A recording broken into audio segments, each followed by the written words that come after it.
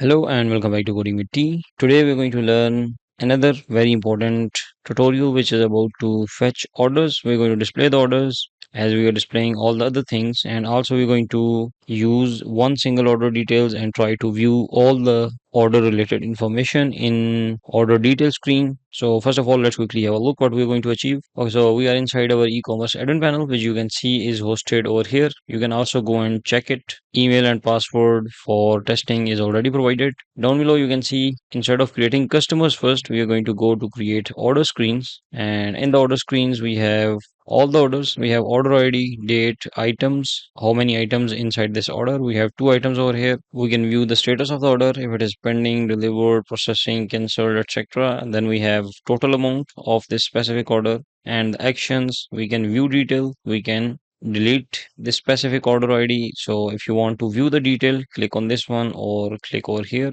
We can also search the orders based on this order ID. Let's say B5, and you can see we have that order from 11 July 2024, one item in it. It is pending. This is its total amount. When I'm going to click on this, you can see it loaded all the information of this specific order of this ID. It has its date, number of items, status is pending. We can change the status from here.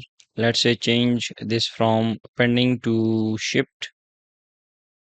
So after the status, we have total amount $36.5.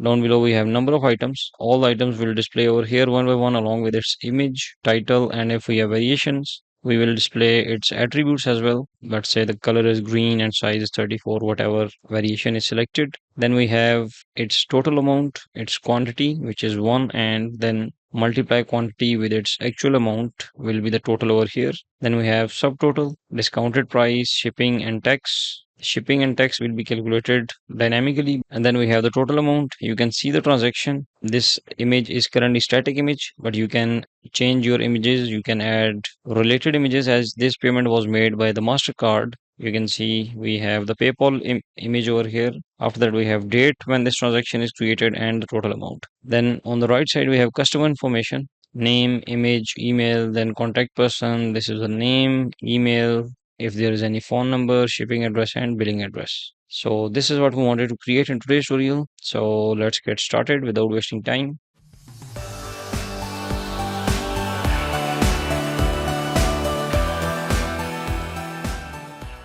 Okay, we are getting Flutter e-commerce admin panel, and we are about to create order screens. Whereas you can see on the left side, all the previous sections are already created. If you want to learn any concept or if you want to follow the previous videos, you can watch the playlist. Link is in the description. Also, if you want to create the e-commerce app, we have already created. I'll drop the link in the description. So let's get started. Okay, so before directly start coding, you can see first of all the design is going to trigger request to the different type of classes and what are their roles that we're going to create. So first is the design screen, which we already created. Design is going to request on launch or the on load whenever the design is going to be loaded. To fetch all the orders, we are going to request to the repository, because all the cloud operations are inside the repository, and repository class will be responsible for fetching all the information. And because repository is going to fetch data from the Firebase, which will be in the JSON format, to change from JSON format and map it on the order model, we have to send it to the order model, and then we are going to send back that model to the controller will send back information to the design, and design will display all the orders. So based on these classes, let's create all of them one by one. So first of all, inside our e-commerce admin panel, we will go to the features shop, and in the models, go to the order model.dart, and this is how the order model is going to look like. We have ID, document. If you're new, just for the information, we have created these orders while creating our e-commerce app. You can just copy those order models and paste it over here and check if there is any change, because we have few modifications. So document ID, order ID. This document ID is the actual document ID from the Firestore, and this ID is the unique order ID that we are going to display to the user. So then we have user ID who placed this order, status of this specific order, because order status is the enum. You can see it is pending, processing, shipped, delivered, and cancelled. So we have that status, total amount, shipping cost. You can see these two things are different. We are going to now, inside our application, we're going to use these two variables to calculate the shipping cost and store it over here. And also we're going to calculate the tax information and also store it over here. order date when this order is placed, payment method, which payment method is used by default, or if you're not going to pass anything, it will be cash on delivery. Then shipping address, billing address. Again, we have to use the address model. So if you want to see the address model, this is the address model with name, phone number, city, all the details. We will store all the addresses as we have already covered these things again inside the e-commerce app, but just for the overview, we store these addresses inside our addresses collection, and this is how that addresses collection is going to look like. So we have the shipping address. We're going to store the complete address inside this order because later on might be user is going to change that order, but we do not want to change the shipping and billing address provided during this specific order. Then we have delivery date, number of items in the card item model, which will be list, and then billing address, same as shipping address. This is a boolean. And if you want to see the card item model, it has its own product ID to identify the product. Then we have title of the product, pricing. This can be a title of the variation if we have any variation ID over here. Then from this product ID, we will try to find the variation, image of the product or the variation, then what is the quantity, brand name if any, and selected variation. So again, card item model is going to be stored inside the product details. So we will fetch those informations from there. Okay, we are inside our Firebase Firestore database in which we are going to see that how the orders are going to look like. Previously, while creating our e-commerce app, because I told you at the beginning of this tutorial that we have made some changes. So if you go to the users, inside the user, which user is no longer exist, but inside this user, you can see we created sub collection. And in that sub collection, we try to create these orders exactly what we have just seen with all the items, addresses, etc. But whereas now this one is not viable if you want to display all the orders because you have to go through each user, and then from that each user you have to fetch it their subcategories, and then from the subcategories you have to extract one by one all its orders. But now we are not using this approach. You just have to open your orders repository, and instead of calling dot collection inside a collection, you just have to change that and simply call now the orders collection. Rest of the queries will remain same. There will be no change. And we have that specific order over here. And we just add the user ID because this user placed this specific order. Okay, in this order, you can see we have the billing address, which is empty because we have a variable billing address, which is this one, is same as shipping address. So we should have the shipping address in this case, delivery ID, items, we have the items, and this is the ID of this order generated by us while creating the order inside app, whereas this ID is the document ID. So remember, we have two IDs. Then this is the item. We have one item with these details and the second item with these details. So after that, we have payment method is PayPal, order date, shipping address is this. We have shipping cost, status is delivered, tax cost, total amount, user ID. So this is how orders are going to look like. So let's get back to the coding. Once the order model is completed, we understand the database again, or we recall it simply. We will close it, go to the data repositories, and in the order, open the order repository. Again, just to save the time, I have created all these functions.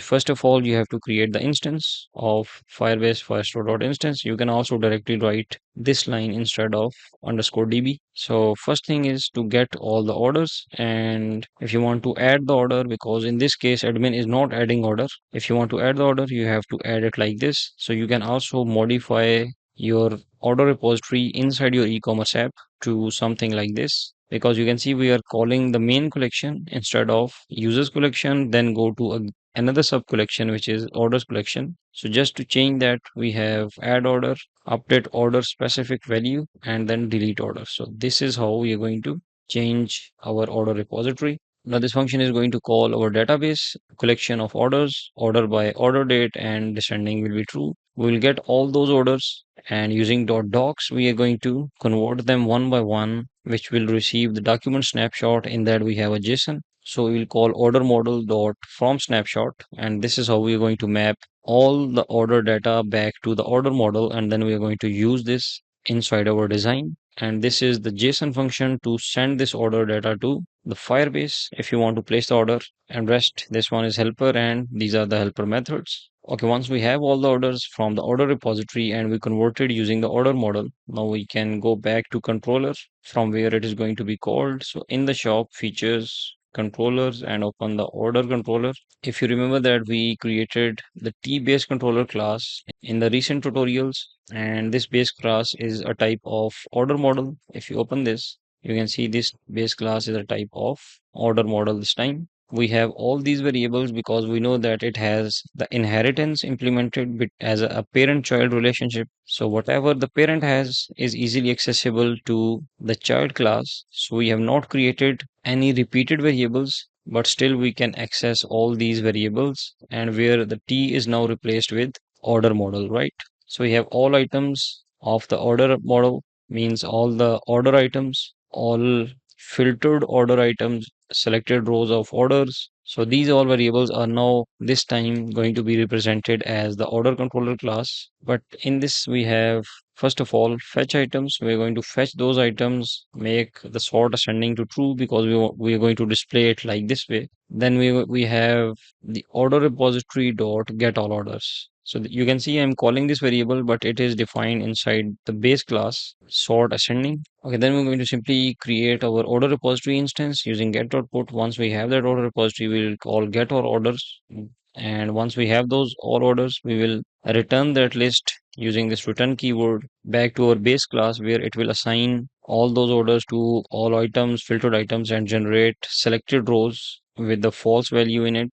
For the search, we have contain search query, delete item to delete the order repository dot delete order. And in that, we're going to call the document ID. So based on this document ID, we are going to delete this specific order from our database. Then we have two type of sorts, sort by ID, and also we can sort by date. So we just have to call the same function sort by property, which is already implemented in the base class. As a function, we need to provide what we want to sort as an ascending or descending order. So we'll pass ascending, descending variable, sort column index, and this is the function. Based on this function, we are going to pass what we want to sort. We want total amount to be sorted over here. In this case, sort by ID, and we want to sort the date in this case. You can change these names to have the identical names. So we have another function which is update order status. So we need to update order status to make sure everything is intact. We have the order model and we have the new status which we want to assign.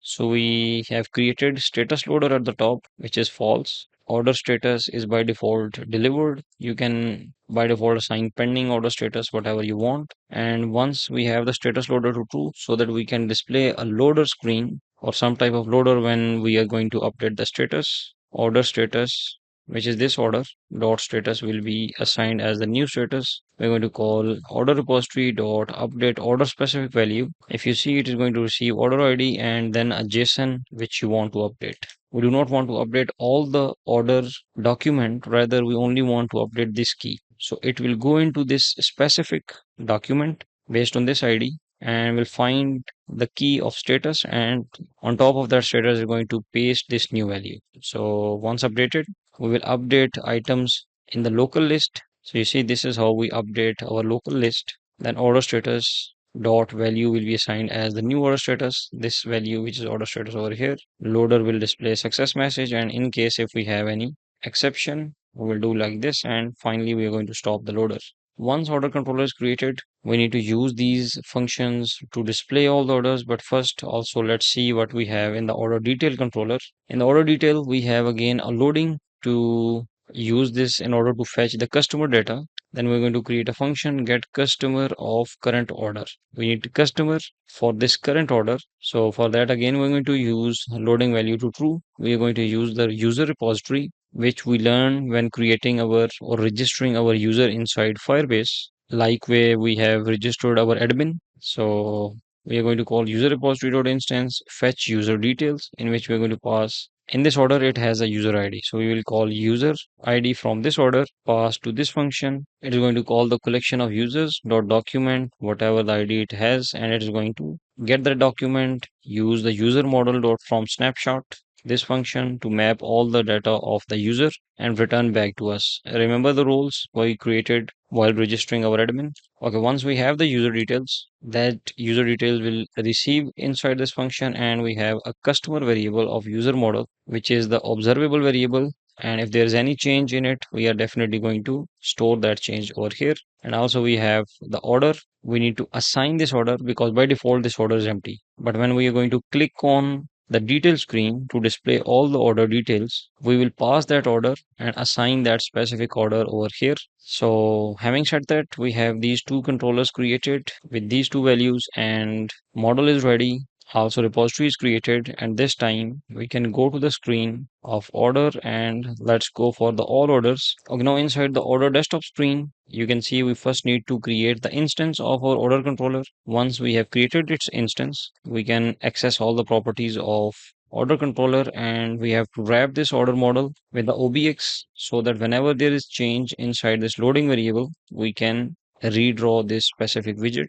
Okay, we have the order table over here, but whenever the orders are being loading, we do not want to show this table. Rather, we are going to show this T loader animation. If you open this, this is the animation. We have image, asset image, and we are using GIF image to display the animation. Then we have space and the text. After that, once we have this, you can simply copy this one and replace it all over in the mobile and tablet. Once assigned, we can go to the order table now. And inside the order table, we have to modify this paginated data table. So let me do that. Okay, now inside the data table dart, I have created the instance of order controller, and in the OBX, we're going to return our T paginated data table as we are doing before earlier. But these two texts are not going to be printed out to the user, but rather just to update the UI. So this OBX is looking for all the observable variables. So this one is observable, this one is observable. And whenever there is change inside these two variables, we want to make sure that this table is going to be recreated. So for that, we just have defined these two things. And whenever there is change in the length or even in these fields, it is simply going to trigger this OBX to redraw this complete paginated data table, because this is the widget that is going to be returned. And inside this widget, we have sort ascending and column index. So once these values are assigned, again, these two variables and also these variables are created in the abstract class, which is the parent class of this order controller. Once all these things are created, we can go to the order rows, which is the table source over here, and again create the instance. Now to fetch the current order, add current index inside this get row function. Again, if you don't know and if you have any confusions between what is this table source, table data, T paginated data table, we have created in detail videos, and also there's a complete section about the tables, also for the responsiveness, also for the navigation. Each and every widget we are talking now is already created, and if you are new here, you can watch those previous videos.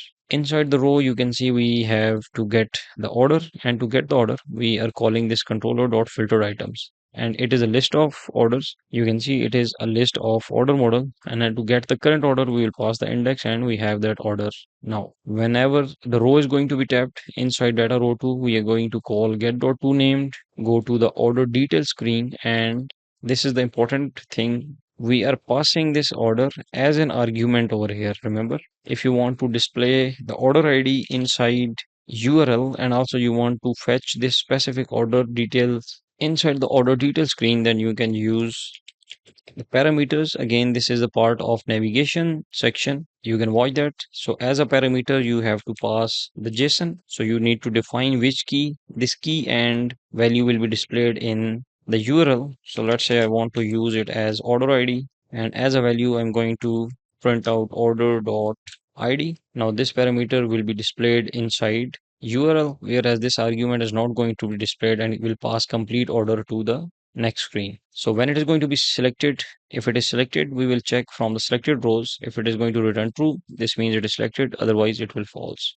Then on selected change is going to again update the selected rows, add current index with a new value, either true or false, and if it is null, we will remain with the false value. Then for the cells, the first cell or the first column is about the order ID, then formatted order date, order items dot length, and then we're going to display the rounded container. In that we have order status. Because design is already completed, I'm not going to go into these helper functions and all that, which is actually just displaying the design, which is the color. Do not, if you don't want to use it, you can skip this part. Then this is the order total amount, and then as an action we are using view, and on view press again we are going to the next class. So we pass the arguments same way. If we are passing the parameters over there, we have to pass arguments and parameters when this one is clicked as well. And when we're going to trigger the on delete item, we're going to call confirm and delete method, which is also created inside the parent class. But you can see we are using controller, order controller instance, and we can still able to access functions created in the abstract class as a parent. So if you remember, this T is now as a order model in this case. So we're going to pass that order model over here. If user is going to press the OK button, this function is going to get the specific execution, which is delete item, which is an abstract method implemented by the order controller itself, which is over here. And that functionality will be placed inside that function and order will be deleted. Then at the end, we have three overrides. Row approximate is false. Row count is whatever the length of filtered items. Selected row count is from the selected rows, where selected is true dot length. Okay, by this way, we are done with creating our table in which we're going to display all the orders. So if let me quickly run this application in the Chrome. Okay, our application is running and let's go to the order screens. Click on it. You can see a loader, and after that we are able to fetch all the orders that we have inside our database. So let's try to click on this date to see if sorting is working. 5, 6, 11. Yes, it's working. And also ascending and descending. So both are working. Then we have order ID. So now let's try to search the order ID as, let's search the first one. So A2D35. It is not working. I think we always miss this part. So if we go to the orders desktop, over here we have the T table header. So in the T table header, we have to write search controller so that we can assign the search controller and search on change so that whenever there is change, we can call our search query method. So this is going to update whatever we have in the search. This function is also created in the abstract model. So, okay, once this is created, let's save it and also make sure to use this in the mobile and tablet. So this time let's try to search again the first one, which is 7. Okay, so we have multiple 7s. So let's go for 7FP. You can see it's working now. Okay, also we can select all of them. We can toggle the state. This means this part is created and it is working. Now when I'm going to click on this, I want to make sure that this one is selected and we need to fetch all this information of this order and pass it to the next screen. But there's a correction before going to the design part. We need to change it from the order.id to order.document.id also from this one. Because in case if you want to fetch this document instead of passing the order from here, you want to fetch this from the database, then you need this ID. So you have to pass this ID over there. Okay, once all orders are completed, let's first go to order details. And in here, we are receiving the order as we pass the order from the arguments. So we are receiving that argument like this. But in case if you want to fetch that specific order ID, you need to define get dot parameters, and you need to also define this index, which is the key. And based on this key, it is going to get you that specific value. And if we head over to our table row, so we have this key, and based on this key, we want to extract the information of the parameters. So we will have the order ID. You can also pass both of them, and you can check that if order ID is empty, then based on this order ID, you can easily get all the data from the database again. And once currently I'm assuming with the main flow that we are working, we have that order over here and we're going to pass that order to desktop, tablet and mobile. If you go to the desktop and we're going to receive that order over here inside the heading, as a heading in the breadcrumb, we are going to display the order as order ID, which is not the document ID. Then we have the order info. First of all, again, all the designs are created. So I'm just going to talk about the backend. So if we click on this order information, in that we have the date, because also we receive that order here. We're going to use order dot formatted date, which is created in the model helper function, which use t helper functions dot get formatted date, something like this. We are using the Intel package to format the date. So we'll pass the actual date and we have that formatted date over here, formatted delivery date as well. Okay, once date is assigned, to assign all the items, we'll call order.items.length to show number of items. And then for the drop down to update the status, we are using the drop down menu over here. This one is designed. As a value of this drop down, we will use order.status. Whatever the status of that order, we're going to use it. And for the dynamic background, we are using order.status passed to the get order status function. Based on this status, we will return blue, yellow, whatever color we have. And then in the drop down value, we will use again the drop down, and to print all the menu items, we will use order status dot values dot map to print all the order status. If you see this, we have these 5 status. You can modify them if you want. And if you have dynamic order status, then you need to fetch those status from the database. Okay, so these are the enums. We have to show all the enums one by one and make sure that they are capitalized. Once done, this list is created.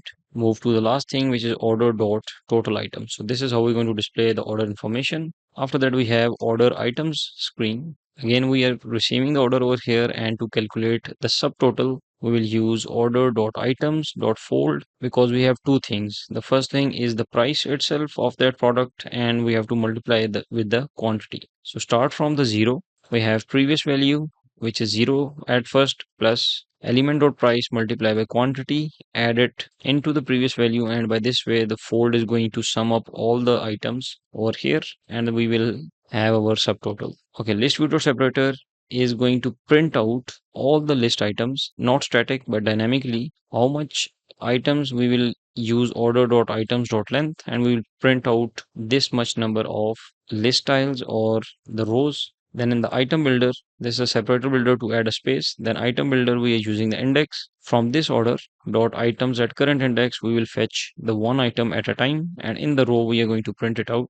Rounded image is going to display the image of that specific product using item.image, and if it is not null, the image type will be network, otherwise asset. And again, if image dot this image is not null, we're going to display this one, otherwise it will be default image from the assets. Then we have item title, item selected variation. If in this case it is not null, you can see in the column right after or right below this title, we're going to display the selected variation dot entries dot map. So we have key and value, means color green, it is list of entries. So second one could be size 32, material is cotton, something like that. Then at the bottom, once the complete list of products is generated, at the bottom we are going to display item price. Use this one to string as fixed, means we only want to go up to decimals of 1. So it is going to display something like 78.0, 78.1, 78.5. So then we have item quantity, means whatever the item quantity is, this is the actual price of this item, and this is the quantity of this item, and then this is the total amount we have to multiply based on this price and this quantity. So to get the total amount, inside our cart item model, I have an helper method which is going to multiply the price with the quantity again to string as fixed, and it is going to return us the total amount. Inside cart item model, you can create it in the controller as well, and you have to pass the item itself, and it is going to calculate for you. Once the complete list tile is created and all the items are printed out, now it's time to display the total as a subtotal. We are going to call the subtotal variable we have created at the top over here. Then discount. Currently, we're not dealing with the coupons because it is in progress, not yet created. So discount is currently 0. Okay, for the shipping, we are previously, as in the app, we are calculating T pricing calculator or calculate shipping,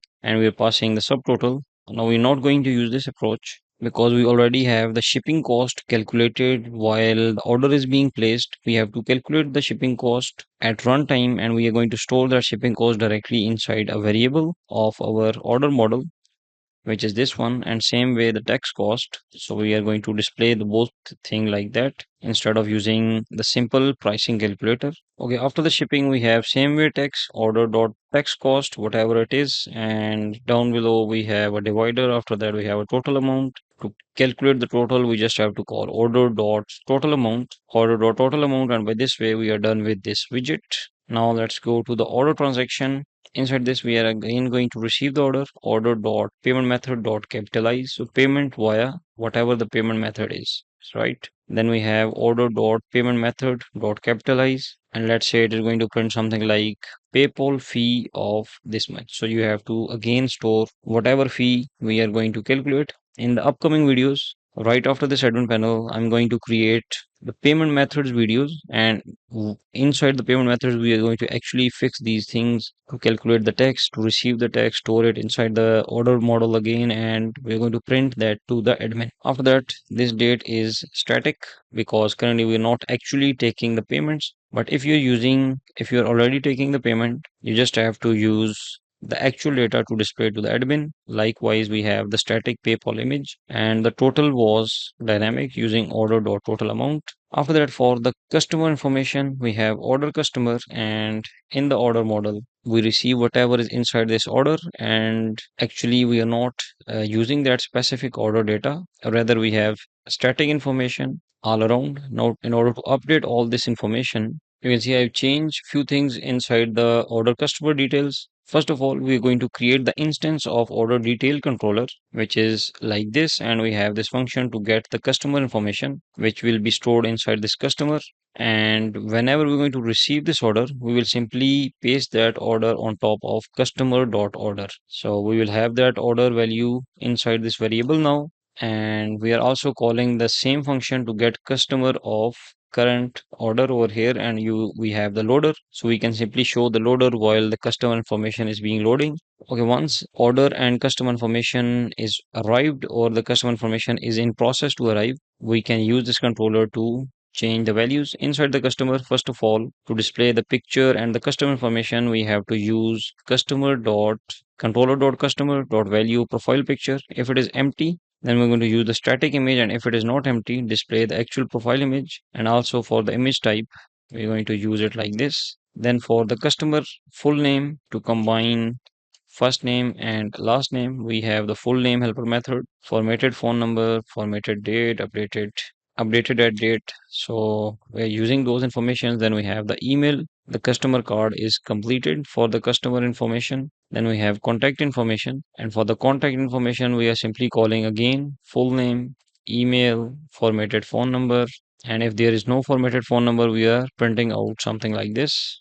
After contact information, we have two last things. One is the shipping address, then is second one is the billing address. So for the shipping address, we simply going to call order dot shipping address, whatever shipping and billing address stored inside the order of this specific user. If it is not null, we're going to use order dot shipping address dot name. This name actually contains name of the person to whom we are shipping this order, and then we have the actual address order dot shipping address dot to string. So you can see I actually override this to string. If you go to this shipping method inside address model, and down below you can see I override this to string and add our street, city, state, postal code, and country. All the variables that we have over here, I simply combine them and return it as a toString. Now on top of the address model, we just have to use the toString, and it is going to print out all those variables. And same way we have the billing address instead of the shipping address, we're going to check the billing address. If billing address is same as shipping address, then we're going to display the shipping address, otherwise billing address, and same way over here. So once everything is created, one last thing is about the order information, in which we're going to update the status of that specific order. So as we receive the order, we have our order controller over here, and now based on this controller, we will first extract the order status and assign that status to our controller dot order status variable that we created inside order controller. So whatever is the current status of this order, we have that over here. After that, if you go down inside the OBX, because we need to update this drop down method with the selected value. So first of all, we are going to check that if status loader is loading, then we're going to display this effect, which is the shimmer effect, which means something is being updating, and we are not going to in that case update display our drop down. So user will not be able to interact with this again until the operation is completed. And in the drop down, value will be whatever is inside the order status, and when this on change is going to be triggered, we are going to receive the new value, because you see we have to update the value from here. And once we receive the new value from these items, because all are type of order status, we will receive a new order status. If value is not null, we're going to update this using update order status variable. It will change the status loader to true, and in the design, instead of displaying the drop down, UI will automatically redraw itself to display a shimmer effect or the loader. And once that operation is completed, loader will remove, and we will be able to see the newly selected order status value. And inside the text, use status.name.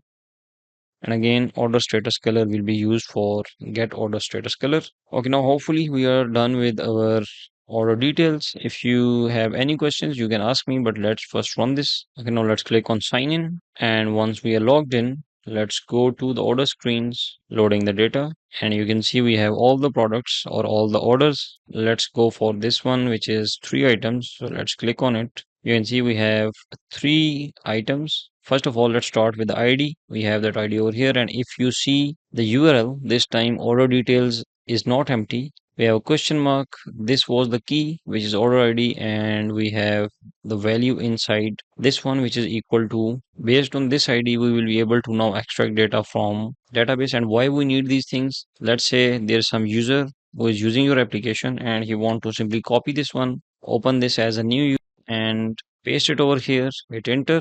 We are not going to find anything because argument data which should be here is not. You can see order model is now null. This means that there is no argument that was expecting to be received, so null cannot be used. So in this case, to handle this situation, you can simply copy this ID. If the order you receive from the arguments is null, then you can use this ID to extract the new order data and display that data instead of this message. So if you have something need like this, you can use that approach as well. Okay, we have displayed our ID. We have the order information, which is date, 3 items, status is delivered. Let's try to change the status to pending. You can see a loader, it is working. And after that, we have status updated. Order total amount is $80. Actually, this order was placed using a static method, so that's why you can see a total 80 over here, and then at the bottom you can see we have 100.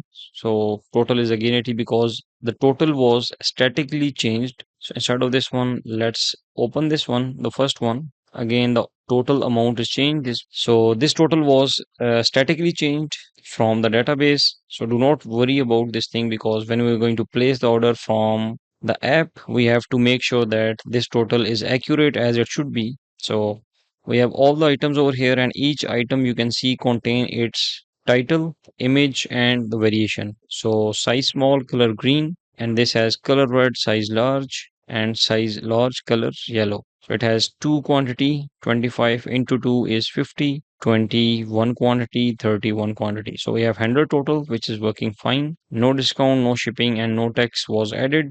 Then this is the transaction details and information of the user. We do not have the picture of this user, but we have name, email, contact information. Shipping and billing is not added. Again, these things are going to depend that you are going to fill what type of data while placing the order. So this is what we wanted to create inside our e-commerce admin panel. We are definitely going to modify these things inside the app, and I will create video on it as well. Make sure to stay tuned. If you have any questions, you can ask me down below in the comments, and I'll again drop the complete code link of e-commerce app and admin panel, also for the complete playlist link to watch the app or admin panel. So thank you for watching and take care.